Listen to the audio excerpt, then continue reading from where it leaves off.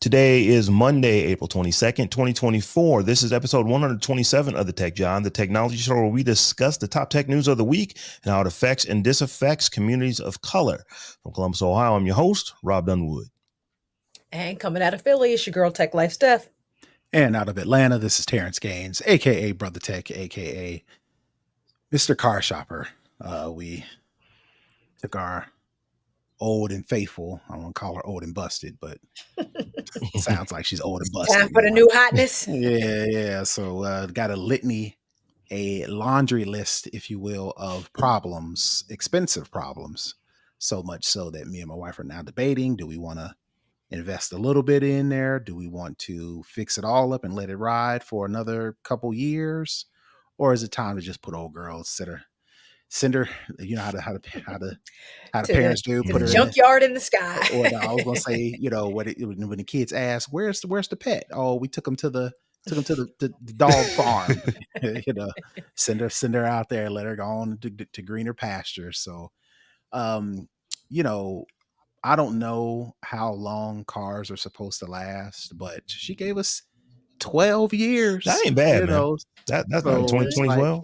That's not bad. So and the stuff they want to fix is like it could get us another year, maybe 3, but we could use that money towards a down payment. So we're almost at the point to where it's like, all right, now we got to start looking for a new car, and we picky, because what we had is a third row SUV, and it fit all of our stuff just right.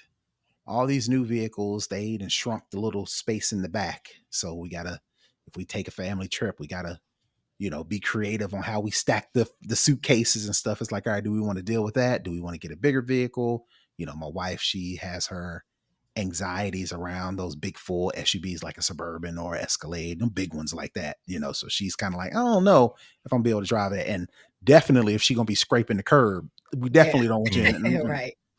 So we're trying to figure out what's the right car. Then, how do we go about it? Because it's been 12 years since I've purchased a vehicle, and do I want to deal with salesmen and car lots and test drives and pestering salesmen? Do I want to deal with that? And is there something changed? Is there can I click a button? What's the Carvana? Yeah, Carvana car. Trying to figure something else out. Deliver the whip right to the crib. So trying to figure that all out, and just getting in the mental mode of buying a new vehicle. It's going to buy a car, going to buy a house. Some of these things are like, yeah, and it's like you got to mentally get in that mode. And it's like, oh, I wasn't ready. I was ready a year from now, 2 years from now, but right now it's like I wasn't mentally prepared. So I'm trying to get in the mode of getting a new vehicle. So we'll see how it goes. The one thing that is very different now about buying a vehicle than even in 2012, because that's a while back, but it ain't that long ago. But you have access to so much information to where I want this car from this dealership in this city, that here's what the destination fee is going to be if they got to ship from point A to point B, and you literally can almost work all of that stuff out before you even get to a dealership. Now I haven't bought, the last new car I bought for myself anyway was 2012 as well. And I just don't remember having that. I mean, I could look up a lot, but I couldn't look up everything to where like my dad just bought a new truck, and everything that he wanted, he set up before he even went to the dealership. It was almost that he just went to a dealership, said, yeah, this is the one I want. And he had already, had his loan and everything set up. Everything was done. He literally just went to the place to where they could show him where the buttons were that he wasn't familiar with, and hand him a fob. I guess they don't really have keys anymore, but handed him a fob, and he drove on off into the sunset. Yeah, but the thing about that is analysis paralysis. There's too many options. There is some solace in going to a dealership, sitting in a chair, having them give you some coffee, some water, some chips, and let them usher cars in. Like, nope, not that one. Nope, not that one. Now with the internet, you got, like you said, Carvana, Car Guru, Auto Trader. You can see cars over in California and have them, like you said, shipped to you in a day or two. It's like, now it's too many choices. Just tell me what I want, and then I'll let you tell me if I can afford it, and then we go from there. Right. I'm not looking forward to that process.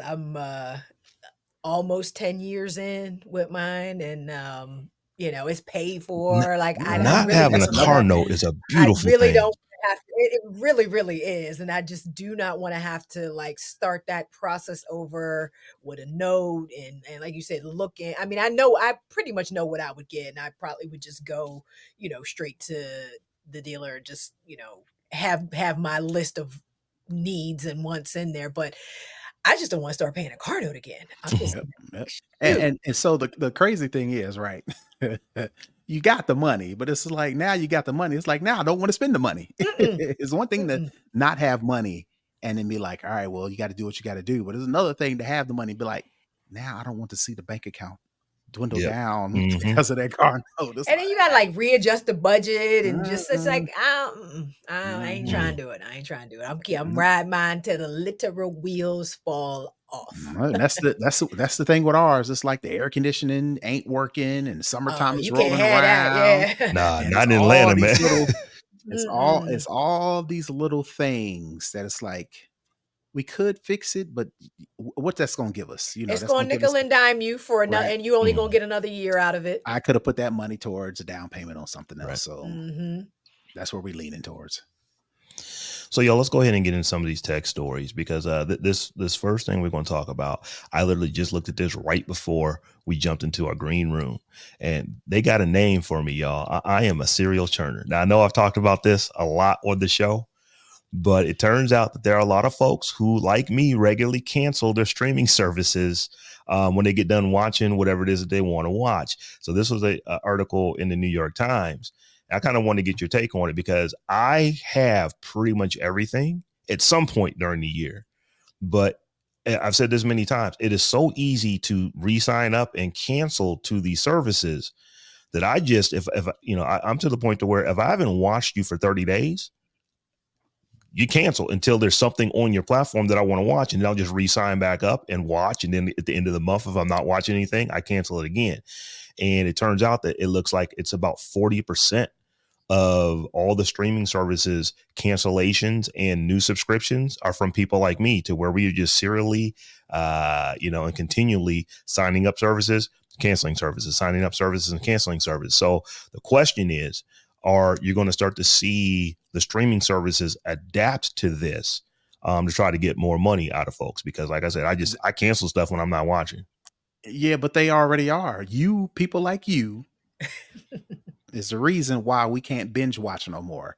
These companies, they feed us breadcrumbs of a show to where it may be 2 or 3 weeks in between episodes because they know if I want to watch the whole season, we need to spread this out and get them for Mhm. like maybe 2 or 3 months versus what they used to do. I don't, Netflix still kind of does this, but they're still going away from it. What you used to do is new season out, episodes 1 through 8, and people would Yeah. barrel through them in a weekend and go on internet and Mhm. on Twitter and this would happen, this would happen, this would happen, and then they would cancel. That's why spoilers. If you were on a podcast or you was on anything talking about anything, you used to have to say so much.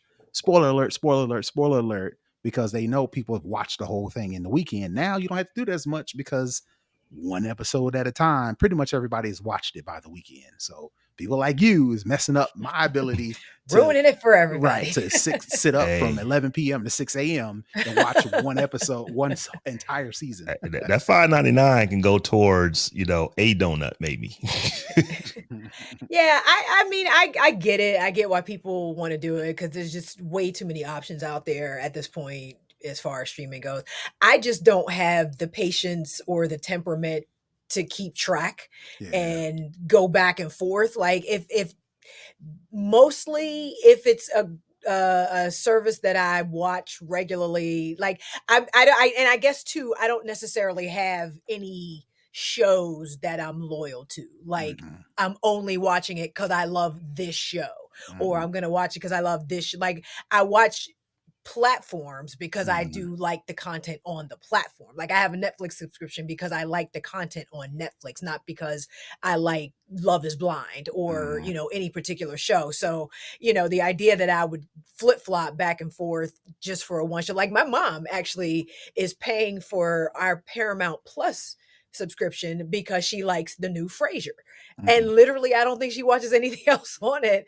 And I'm just like, listen, if that's what you want to do, Hook that's me your up. money. Mhm. I'm not about to argue with you about your money, but she literally is just watching it for Frasier.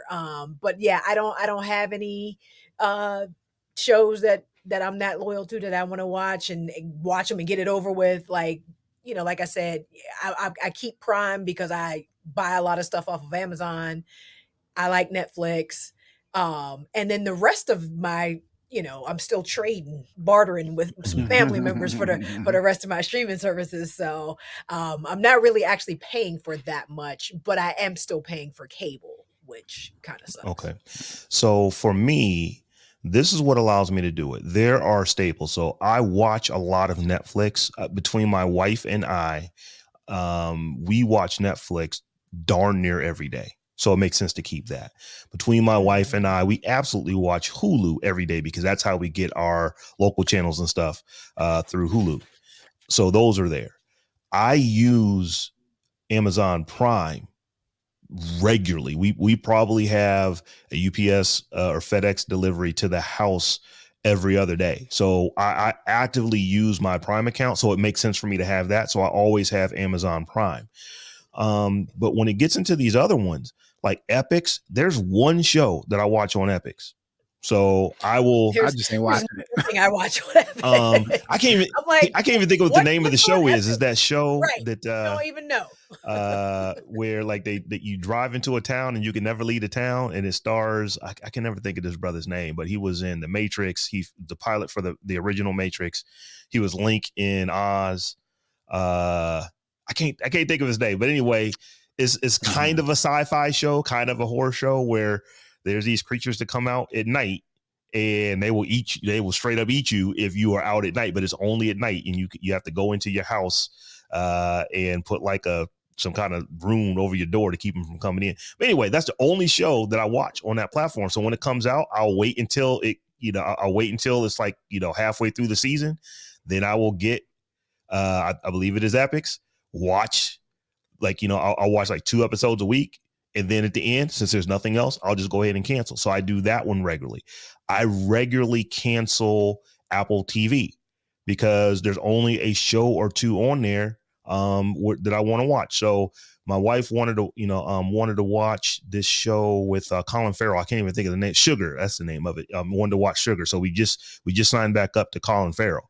I was like, oh, I can go ahead and I can watch season 2 of Slow Horses because that's kind of nice.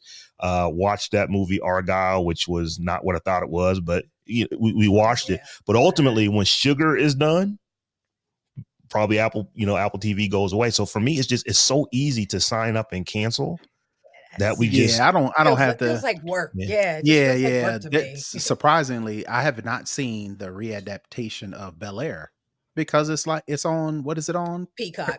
I haven't seen it since I stopped because I had my brother's Peacock subscription and they stopped paying for it. So I haven't seen it since then. I mean, I would love to, but I ain't paying for Peacock just to see it. I'm not even paying for 1 month of Peacock just to see that show. Like, I just don't care enough about TV shows anymore. And it's so crazy because I used to be that way. I was like, must see TV. This is my show. Oh my God. But I just don't care enough. So I wonder if these networks, if it would be of any value to them to just allow people to buy a season of one show.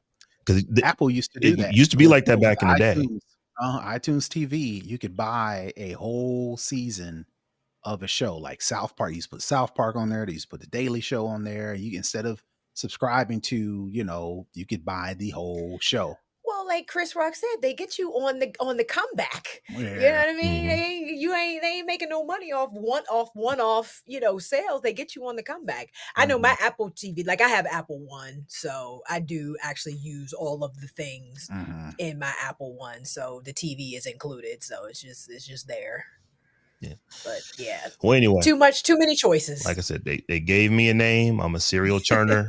And there's a lot more folks out there doing it. Like I said, it's almost like a game to me. It's like, I want to watch this. And here's the other thing. I sign everything up on my phone. So that's the other part of it. It's make it so easy. So I'm not really having to deal with trying to, come to the computer and remember. It's just like, while I'm on my phone, it's like, okay, I just finished this season. I don't think there's anything else I want to watch. Cancel. And Now, let me ask you, are you like setting reminders for yourself? Because I know, like, when I do sign up for something that I know I only want to use temporarily, I got to set a reminder for myself to cancel before the trial is over or before the end of the month, so I don't get charged another month. Like, that's where I get into, I don't feel like doing the work Todoist because for the win. you're I doing keep too track. much. So like some folks are going to say I'm doing too much, but I literally say to my phone, remember to cancel by this date. And reminders just come up and it's like, oh, have I watched anything? No, I haven't. Cancel. It's is it more work than not doing it? Absolutely.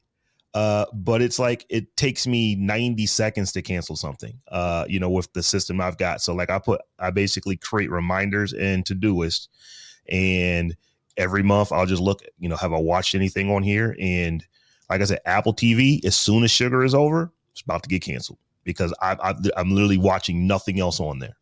So I don't know if y'all were paying attention over the weekend, but the House of Representatives did some bipartisan stuff again. It seems like they really do not want TikTok to be owned by ByteDance. It's China-based parent company. So they basically passed a revised bill in the House. It was 360 to 58. That is about as bipartisan as you can get in the House of Representatives.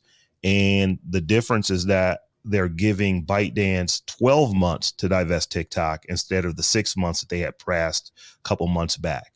So it really looked like this is going to happen. The government is not feeling ByteDance at all.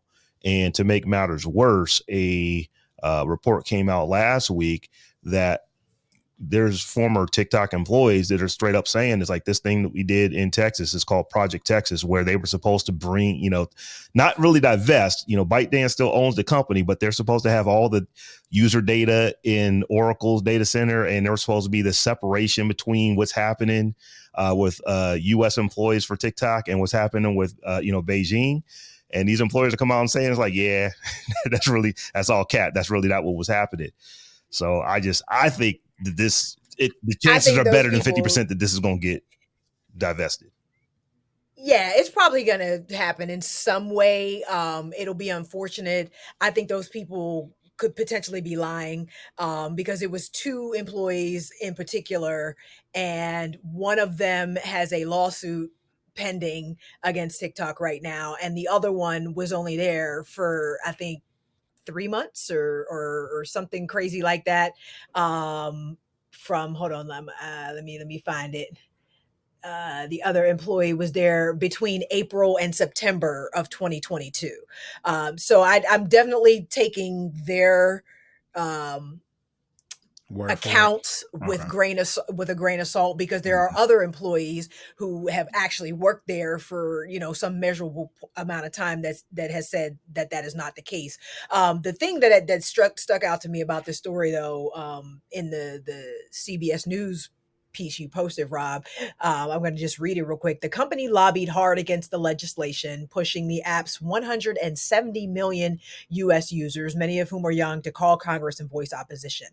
But the ferocity of the pushback angered lawmakers on Capitol Hill, where there is broad concern about Chinese threats to the US and where few members use the platform themselves. Now, it just pissed me off because we talk all this by the people for the people bullshit basically, and why would pushback anger you and not actually motivate you to listen to your constituents and actually give the people what they say they want?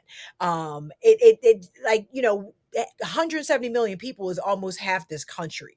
The TikTok US employs 7,000 people. 5 million small businesses are on a platform that have pumped $24.2 billion into this economy. And I'm not a TikTok stan at all, but the idea that we keep going down this road about China is just so disingenuous. And go ahead. that it's just it's frustrating because it's incredible. It's just disingenuous. That's just not the reason that they're doing this. I don't believe that for 1 second, because all of the other social platforms are teetering on the same line of risk and danger that they keep saying that TikTok is doing. So it's just super super frustrating that it's come to this. Right. And to add the fact, according to the article, the US government has not publicly provided evidence At that all. shows TikTok shared user data with the Chinese government or tinkered with the company's popular algorithm, which influences what Americans see. So clearly, this is, well, not clearly. So you can make the point that these congressmen just see this target and see that this is an easy win, and they can say they were doing it on behalf of the safety of Americans. And like Stephanie mentioned, China, China, China, that's already a flag, a dog whistle, or a outright, maybe not even a dog whistle, outright, we don't want China in our business because China is a superpower, whatever the argument is for China as a whole. And they're using TikTok as this other tool as to show the Americans, quote unquote, like Stephanie mentioned, the majority of them that called in really don't, they ain't on the same page, but they're using this as a tool to show that they are fighting the fight against China. And it's just bullshit. It's like, as long as we still have Section 230, none of this shit is gonna matter. As long as we don't have any sort of anything that comes close to GDPR, like, none of this shit is gonna matter. So It just, I, I can't stand it. I'm glad I you can't said stand that, because I wanted to come back to some of your points. So Steph, you made the point that we're looking at TikTok, but we're not looking at all the other companies that are doing very similar things to TikTok. So what is the reason that you believe that the government is doing this?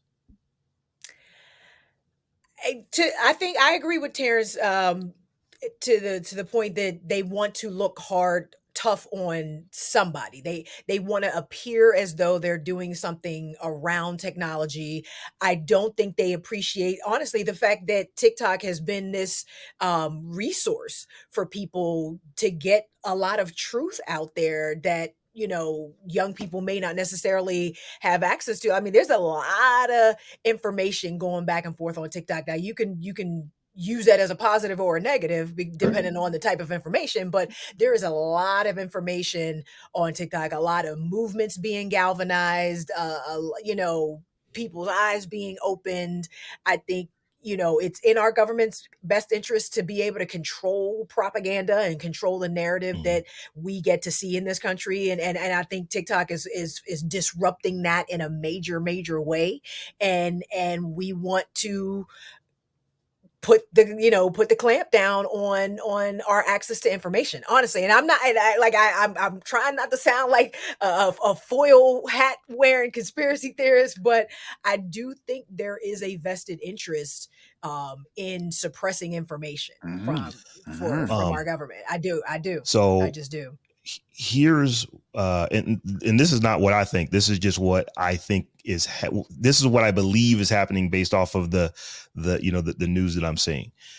Because a lot of people say, I was like, well, what about Facebook? And what about, what about Instagram? And what about, and that's two meta platforms. And, what about X?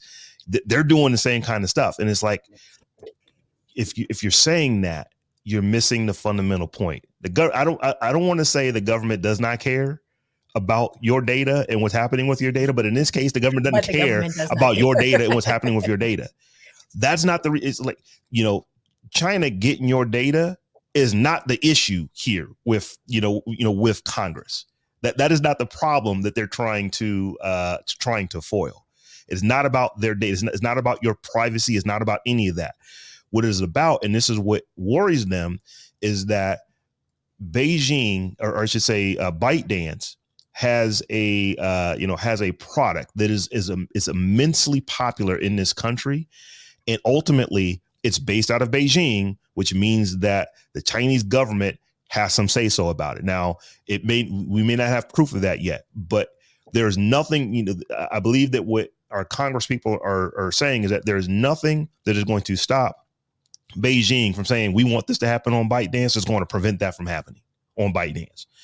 And that's what the problem is the fact that they believe that we have a platform here that is based out of a foreign adversary that can sway people's opinion. And why are they worried about it? Because this is what we do. We do these kind of things in other countries. And China has put the kibosh on that. It's like, just last week, they took away WhatsApp. They took away, Signal. They took away, a bunch of these other apps that you already really couldn't really use over there. You had to have, VPNs. But now the App Store, they've gone to Apple and said, you can't even have these apps on your App Store any longer. So, well, that's cool. Yeah. We'll just say that then. Say, you know what?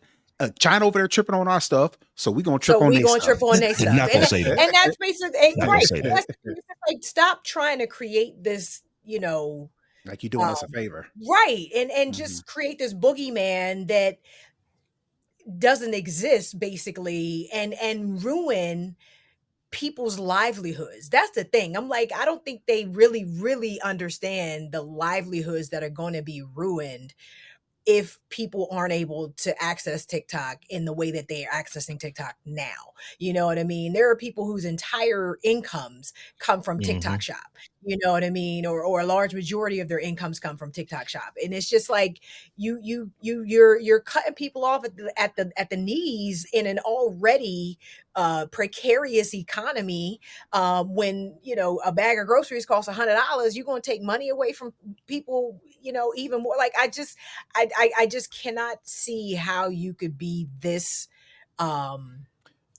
obtuse, right? In thinking about how this could work. And then why? I mean, I know the answer.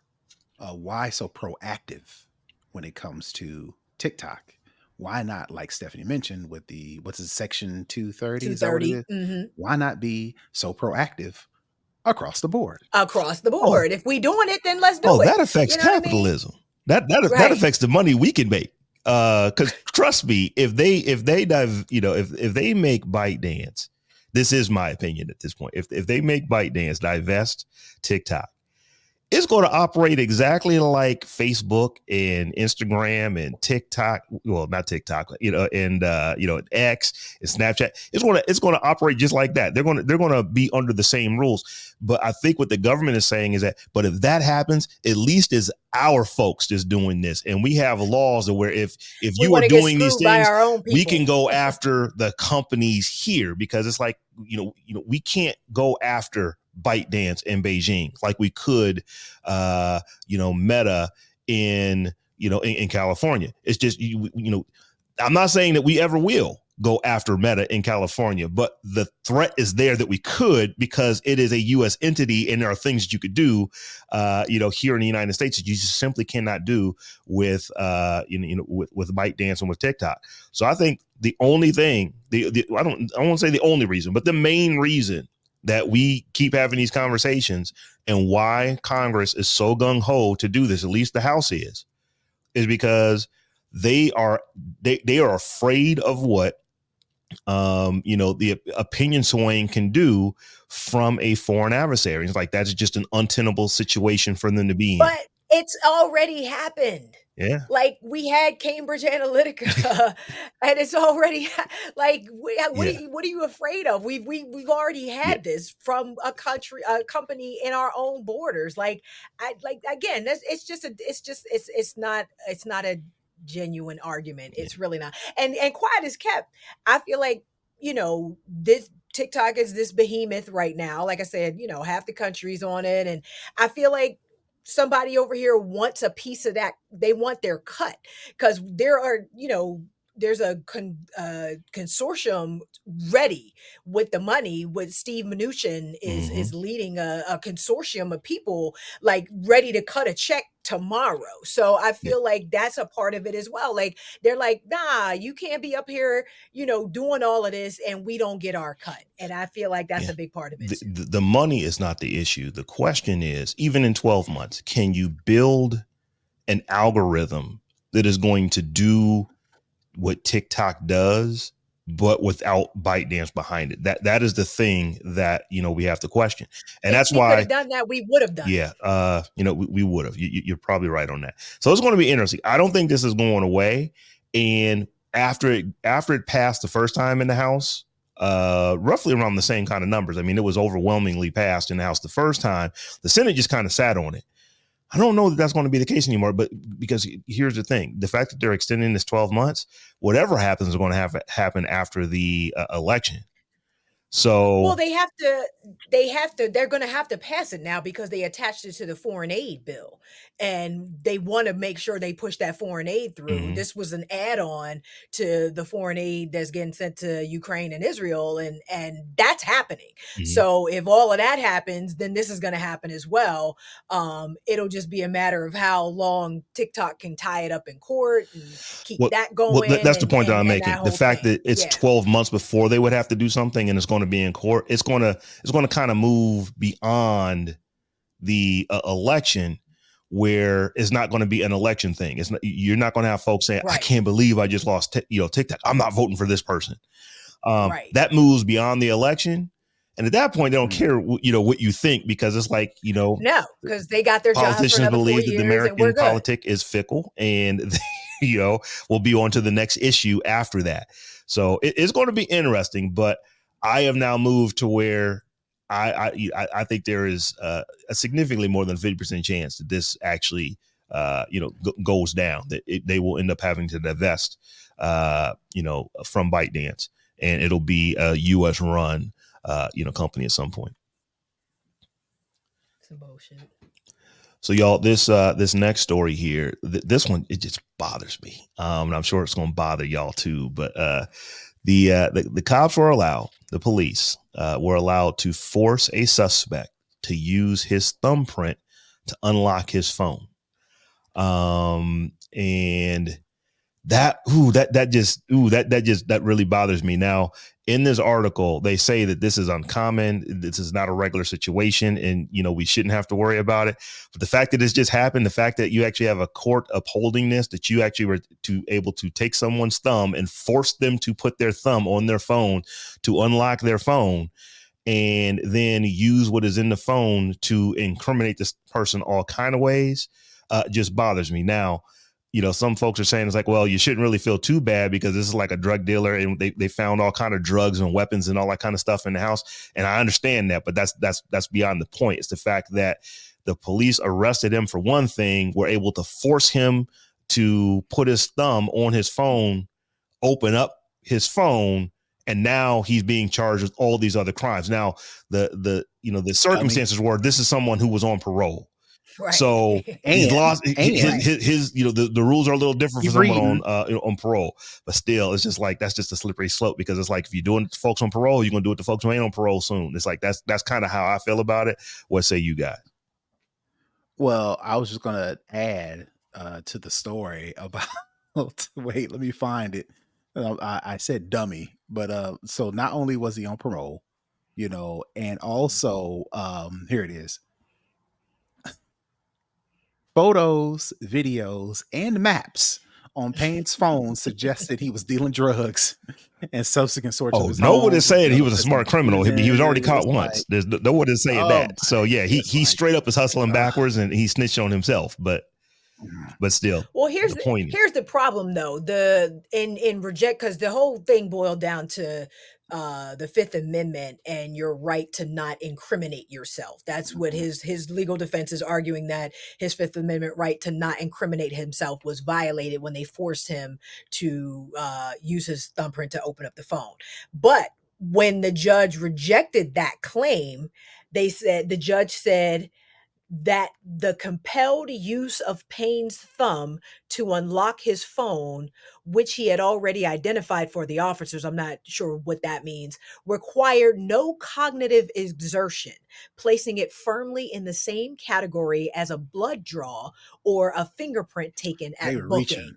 They are reaching so hard for that. Is so not true. You're the act of putting your thumb on a device to unlock it is a conscious act, and had to be made with a conscious decision after being prompted and asked to do so. You can't say, oh, well, putting your thumb on a phone is the same as somebody taking blood for like it's not the same at all. And the idea that they, tried to shoehorn their justification around that logic and that idea is dangerous for all of us. And then on that point, they wanted to make sure that they said, we don't want this to become precedent.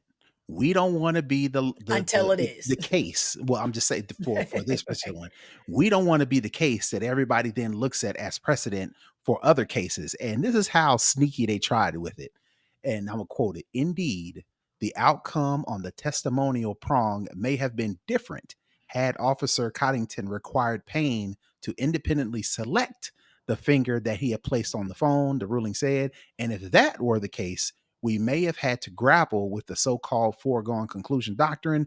We mentioned these possibilities not to opine on the right result in those future cases, but only to demonstrate the complex nature of the inquiry. So all that to say, well, we don't want this to be the president because the guy could have easily used his index finger or his middle finger or his ring or pinky, and that would have blew up the whole case. But since the cop told him to use his thumb, he can't use that in all these other cases. It's like, come on, man, y'all trying too hard. They're trying to say that because there's the other quote too. When Officer Coddington used Payne's thumb to unlock his phone, which he could have accomplished even if Payne had been unconscious, he did not intrude on the contents of Payne's mind. So you basically telling me now you're gonna start knocking people out, right? and putting their hands on their phones and Right. saying, "Well, he didn't He need was to be unconscious." Like it's just it's such. It's not even a slippery slope. You're already down the slope into the mud and police are taking and notes, sinking beneath some bullshit that you are trying to use to justify why y'all doing this. It's crazy. So I read something real quick. Well, I'll let you go ahead now. Kind of. I was just gonna make a quick point, but I'm gonna let you go, Terrance. It's like, so this is basically what the court is telling us. If you're worried about the police getting your phone, don't use thumbprints, don't use fingerprints, don't use face unlock. Put a code up in that joker that you have to actually remember, and then you can always say, I can't remember my code, because like they can't force you to remember stuff. At least not yet. I mean, I don't think that's come yet. Wow. And I was just going to add, on your iPhone, here's a tip from Brother Tech. On your iPhone, you can very quickly press your finger on the sleep wake button and your other finger on the volume up button, hold it for 2 seconds. And then the phone has to be unlocked by a passcode. There you go. Can unbe lock with your face, can unbe lock with your thumb or whatever. You hold that for a couple seconds. If the folks got you hemmed up, 2 seconds, hold them 2 buttons, and then you said the wake button and the up and the volume up. Yep, hold them together. Just tell folks one more time so the people in back can hear. If you have an iPhone and the folks hem you up, and real quickly you need to before the popo get to the car, right? Disable the biometric portion of to unlock your phone on an iPhone. Quickly press the sleep wake button. Well, not quickly. Hold the sleep wake button and the volume up button for 2 seconds. If you do that, then the face and thumb will be disabled, and you have to unlock it with a code, which what Robb alluded to. If somebody is trying to require you to unlock your phone, say, I don't remember my passcode. Yeah, this is and it works. I just tried it. So I'm going to be searching at the end of the show how to do this on the Samsung Galaxy phone. And I'm just let you know right now, Samsung, if you can't do it, you might want to go ahead and add that feature, because people are going to be requesting it. And I want to be clear on this. I'm not trying to help criminals get over at all.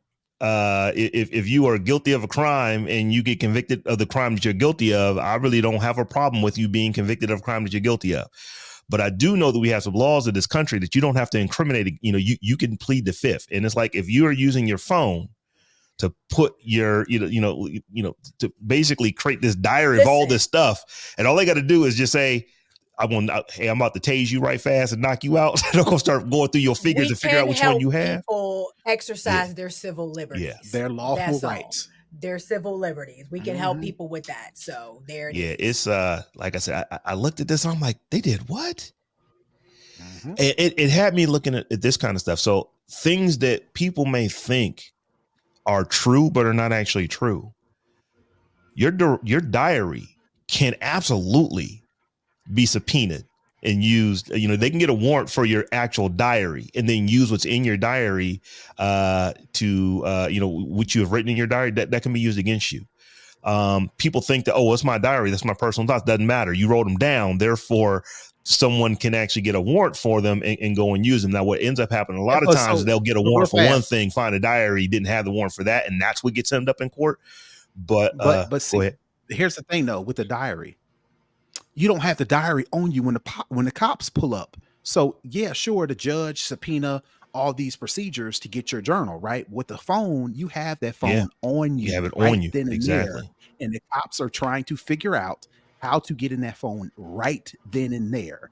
If the cops have to subpoena and get a warrant, you can't do it right now because they got to go to a judge. They got to plead the case. The judge got to say, all right, cool. Then they come back to you and say, all right, now we need you to open your phone with your thumb. By then it's white. Yeah. We wiped it. Do your thing, right? So I think that's what is shocking with a phone or a personal smartphone versus any other thing, a diary, a will, a safe, whatever the case may be, is you have that on you now, and the cops are trying to incriminate you now. So you need to do your best to know your rights, know the way around it, so you can protect yourself and not incriminate yourself. Yeah, it's some bullshit. Yeah, this is.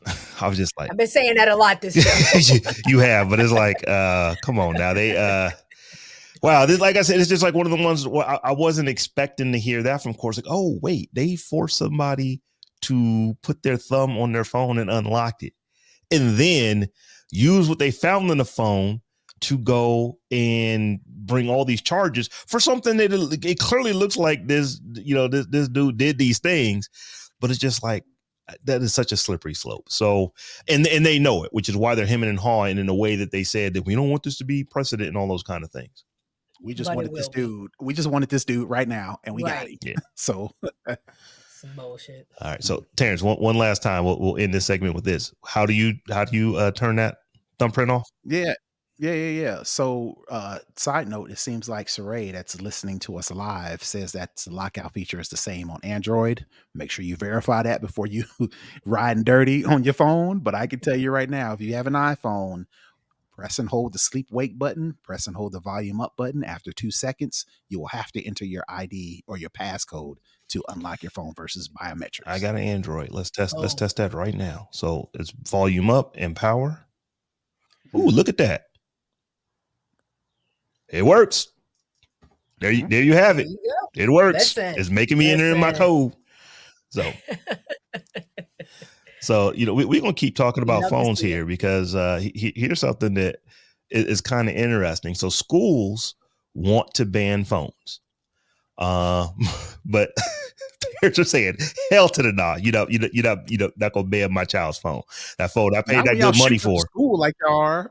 I need to, not like y'all shooting up the schools. I need to contact my kid now, not later. Yeah, this was a Wall Street Journal article that I read, and I think I read this over the weekend. And it's simply what it is. Like, you have some schools that they're saying that students are less productive in school when they have access to their phones. And when you think about the amount of time they're actually on their phones while in school, and camera just went away. Yeah, I was gonna say we lost you, Rob. We can still hear you though. Yeah, my camera just turned off. I'm gonna turn it back on right fast. Hopefully I'll come back here. I'll switch cameras in a second. But anyway, what they're saying is that, here are things that are true. Students are using their phones for over 40 minutes during the day in school. You have parents who are sending messages to their students while they're in school. And these are things that could absolutely wait until after school. So there are school systems that want to ban the schools or ban the phones. But the parents are saying, no, I'm not with that. Number one, I pay for this phone. I gave it to my child. I want them to have it. But y'all have school shootings. I need to know where my child is at all times. I need to know where I'm picking my child up. All these kind of things. There's just a myriad of reasons of who is going to have a phone and who isn't. And my question is, who's ultimately going to win this battle? Is it going to be the parents, or is it going to be the school boards? Well, I'm of two minds of this. You know what I mean? Because in the article, the initial school district in Colorado that wanted to try to ban phones did so because more than half of the school's disciplinary problems in 2022 were caused by them damn phones. Hmm. And as somebody who works with students on a regular basis and talks about smartphone usage and all the rest of that, I'm of a mindset that you don't necessarily need a phone in school. And parents don't need to be contacting their kid about every little thing during school hours. However, to Terrance's point, if we had better gun control in this country and kids weren't shooting up schools on a regular basis, this whole argument would probably be null and void. Or at least they'd have Because a better case. or at least they would have a better case. But then again, on the other hand, it's like you can't have it both ways either, because parents want kids to be able to focus better, and they want their mental health to be better, and they want the test scores to be higher, and they want all of these different things. But then you don't want to empower teachers and administrators to be able to do what they need to do. And if they're telling you it's the phone that's the problem, then you have to give them the latitude to govern phone use in their schools as they see fit. You can't have it, but you're not an education professional. You're a kid, but you're not an education professional. And if this is what the education professionals are saying it's going to take to keep your kids focused and thriving, because by every standard and every measure, not having the phones in the classroom has been of a benefit to any classroom that's measuring it. So if you want to let the teachers do their job, let the teachers do their job. Um, and that's kind of where I'm at. I think that's kind of where I'm at with that. If you want to let the teachers do their job, let the teachers do their job. And I'm kind of like the same argument with TikTok. It's like if you're going to say that administrators are trying to do what's best for students, then y'all need to do that across the board. Just don't finite this with kids on their phones is why the kids are all right. Well, you need to figure out what's best for them as far as their health, as far as what they're eating, what's going on at home. You need to get some crisis counselors in there. You need to get better guidance counselors. There is a lot of things you can do I agree. to make on top of gun control. I'm not just saying shooting up schools. I'm talking about you're trying to do what's best for students, but then on the other hand, and this is totally unrelated, but still though, you quickly diagnosing kids, misdiagnosing them with ADHD because they got problems at home because teachers, like you said, they gotta teach and they need to be counselors and mentors. And so it's like if you're going to say and put out the reason why you're doing this is because you want what's best for kids, then want what's best for kids and do that across the board, in addition to trying to cut down on the disruptions that possible smartphones. I'm not saying smartphones don't disrupt kids, but at the same time, it's like, all right, do that across the board, do that for everything. Listen, low hanging fruit, baby steps. You got to do Mhm. the easy stuff, first, and this is something relatively easy that they can do. And that's the thing. It's easy. Mental health and child development and developmental issues and issues at home and issues with health and peer pressure and bullying and cyberbullying. That's hard. Yeah, Eh, absolutely. eh. Phones, yes. And that's American society. We're Mhm. reactionary when it comes to everything, and never want to address Be the pro-action. systemic Right. issues Mhm. that underlie all of these things. You want to treat the symptom and not the cause. Mhm. But honestly, I really, Saray made a point in talking about using phones for legitimate reasons in schools, like research and the calculator and all. Like, I get it, but we did all right without, and I'm gonna sound real old right now. We totally did all right without phones in school, for a very large portion of history. I just don't necessarily agree that you need a phone unless, and I think maybe we move into the space where the same way with AI, they talking about how you're gonna keep kids from cheating and using AI and all that stuff. You got to use the AI and work it into your lessons and your Right. teachings in a way that makes them have to think a little bit more critically about how they use it. And I think that's the same, you can do the same thing for phones. Like, okay, if y'all gonna have y'all phones, then pull them out, because what we about to do is use them for research, or use them for this, or use them for that. So you can sort of, fight fire with fire, I guess. If you're going to have the phone in the classroom, have them use it for something, but then that disadvantages kids that don't have phones. You know what I'm saying? Because everybody ain't got a phone. So Yeah. it's like everybody has them or nobody has them, I think. And schools, like I said, I've got 2 kids in middle school and high school. And high schools are very technologically savvy with how they access information, how they share it with parents, and also how they share it with the kids. So it's like, all right, like you said, on one hand, you don't want the kids with smartphones in the schools, but the only way the kid can look up their grades, the only way the kids can email the teachers, the only they way got to split the stuff through. so it's like, all right, pick a lane, I know.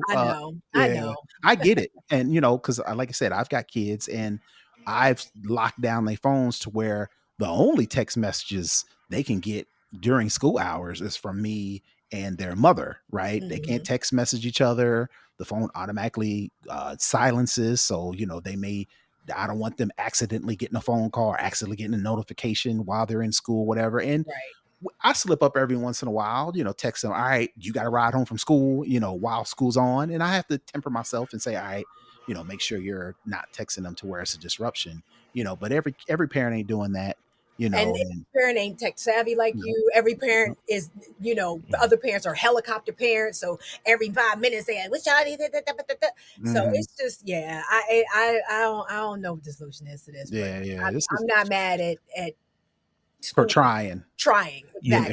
Like locking the doors on the Joe Clark, like we mentioned, locking the doors. That's right. That's right. Listen, it's like, we gotta do something, man. We gotta do Code something. 6. They coming to the door. So here's the thing for me on this is that the studies are clear, because there are private schools in the country where they've done studies where they've shown it's like, if we take these phones away, students do better. Period. So there is empirical data. There's evidence out there that if your child does not have access to their phone while they are in class, they tend to do better. There's study after study after study after study. And where a lot of parents are coming down, well, not my child, because I know my child is doing well and I need to be able to get to them, when I need to be able to get to them. So I don't know what the answer is. And my gut would tell me that the more affluent your school is, the more easily you're going to be able to deal with this, because you can have resources. Because you got a Chromebook on your desk instead of your phone that you can use. But everybody don't have that either. So. Right. So this is one I thought it was really interesting, because it's like, wait a minute. School is saying children do better without the phones. Parents are saying, nah, we don't care. We still want you to have them. And that makes perfect sense. But could you imagine, just run with me for a second. Could you imagine a school specifically implementing this, and something go down at them schools and there's pandemonium or whatever, and they loop back to, well, the inability of students to contact, that would just blow all this up. All it takes is one good time. Only one good time. However, I will say the article did say something to that effect, and said school safety experts say that using phones during an emergency can endanger kids. Sure. Ringing or buzzing phones can give away the location of a kid who is trying to hide from an intruder, and parents on the line can distract students blowing up the phone, following life-saving instructions from school personnel. So I mean, it's just it's like a no-win. Smartphones are here to stay. You either rage against the machine or you figure out a way to implement. And it's like, it's kind of like there's no one way or the other, right? There's no one way or the other. Because I agree. I can see how they make the case to where you need to take them phones out of schools, but it's like that train's already left the station. I know. Yeah, I have this picture in my mind. You know how when you go to the comedy show and you get to the show and they give you like this bag, you got to put your phone in the bag. That's what they're using. It's the same company. Some of the schools are using the same company. Yeah. So it's crazy, y'all. It's crazy. No win. So You know, and Steph, you had this last part here. Google may be giving parents text message approval. Well, I just thought, It's kind of related. yeah, because we talking about, locking kids down. Google actually is testing a feature that would allow parents to, and to your point, I think something like what you already doing, Terrance, would allow parents to control what text messages their kids can send to other people. So you can do it on like a contact basis, like so for any particular contact, you can be like, yes, you can text that person. And if it's somebody you don't know, maybe they have to get your approval before they can send the text message or something like that. So it's not necessarily super clear how it's going to work yet because they haven't actually announced it. But is that something that we need to be doing? I mean, I don't know. Well, the technology is there, so figure out how to implement it. Yeah. Just don't make a stone cold, concrete. What was the black or white Mhm. decision? There are ways to implement with technology, with resources, with research, the way that you could make it better for both sides. If their parents are saying, "No, I need my kids to be in contact with me," and schools are saying, "Nah," but kids are dumber because they on their phones all day, then a happy medium could be, all right, schools and teachers and parents work together to use the technology that you probably already have for the most part. Of course, there are some schools that don't have none of this, but let's just say for argument's sake, this is the way to go, then getting parents, getting teachers, getting administrators involved to figure out to use technology to not just hinder kids, but also figure out how to make it easier for school administrators and teachers to, better, teach the kids. I mean, it seems like a win-win. It's just our administrators, going back to my part, our administrators, our school boards, our school districts willing to put in the work to figure Well, out that if there's technology that can help. And if there is, how do we implement it? but then that requires, on top Work. of, well, no, more work on top of managing maybe a classroom of 50 students Right. and trying to teach them Yeah. to read and pass these PSSAs that start tomorrow. True. And you know what I mean? Like, I don't know. It just, yeah, our education system is so screwed up. Some Yes, bullshit. it is. If it was for profit, they'd have it figured out. But Oh, because absolutely. this is Oh, would have been nonprofit, figured out if they was making money off of Absolutely. it. Absolutely. Been figured it out. Well, y'all, we did not have any new patrons this week. But for anyone who would like to support the show, you can do so by heading over to patreon.com/TheTechJawn. That is the Tech JAWN, where we've got multiple tiers. Any one of those tiers get you access to our live stream and after party. That's what folks like Saray and who else do we have in here? Saray's in there, Kayam's in there. So we got folks who are watching us do the show live right now. It also gets you access to for a couple of tiers, it'll get you access to an ad-free stream. So if you like to listen to the show on your podcatcher without actually having to listen to ads or scroll past them, you can do that as well by becoming a patron. So once again, head over to patreon.com/TheTechJawn, the Tech JAWN, where anything that you do will help us bring this tech to you the way that we bring it to you. So with that, Tech Life Steph, why don't you tell folks how they can get at you? And you can follow me all around the web at Tech Life Steph or check out StephanieHumphrey.com. and you can find me all over the internet at Brother Tech. That's BROTHATECH. And I am at Robb Dunewood on all the things, and we're also at the Tech Jawn on all the things. So come holler at us however you holler. Until we meet again in a week's time. Peace.